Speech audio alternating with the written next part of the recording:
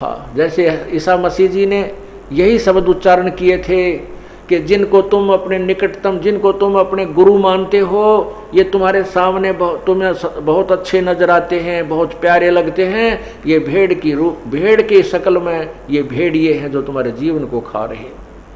इन्हीं बातों से दुखी होते होकर के उन गुरु लोगों ने उसमें अशिक्षित समाज था और भ्रमित कर दिया और उस पुण्य आत्मा को क्रश करवा डाला। आज वही स्थिति इस दास के साथ चल रही है, लेकिन अब समाज शिक्षित है और हिंदुस्तान स्वतंत्र है। इन लोगों की वो दाल नहीं चल पाई और नहीं गल पाई और ना ही गलेगी। अगर आज से 50-100 साल पहले शुरू होती है ये मार्ग, तो इस दास का अब तो पहले पता नहीं टुकड़े कहाँ मिलते, राख बन जाती। परमात्मा ने ऐसे समय में शुरू करना था, सुनियोजित था प्रभु का कि ये समय आ गया है, समाज शिक्षित है, ज्ञान और शास्त्र हमारे साथ हैं, इसलिए इन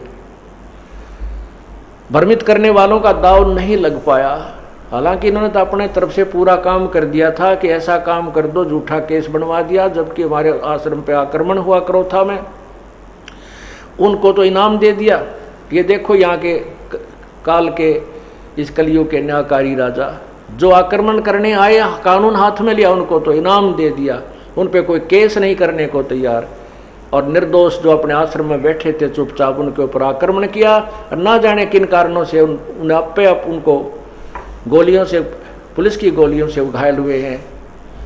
और अब स्पष्ट हो गया है उस CPCFSL रिपोर्ट से, मधुबन की लैब ने स्पष्ट कर दिया कि आश्रम की गोलियों से वो व्यक्ति नहीं मरा और उसके मरने की दूरी, गोली चलने की उनकी दूरी 20 फुट की है ज़्यादा से ज़्यादा, जबकि आश्रम से जहाँ वो पुलिस ने जो केस बनाया है उसमें जहाँ लड़के की मृत्यु स्थिति दिखा रखी है उस आश्रम से 140 फुट की दूरी पर है।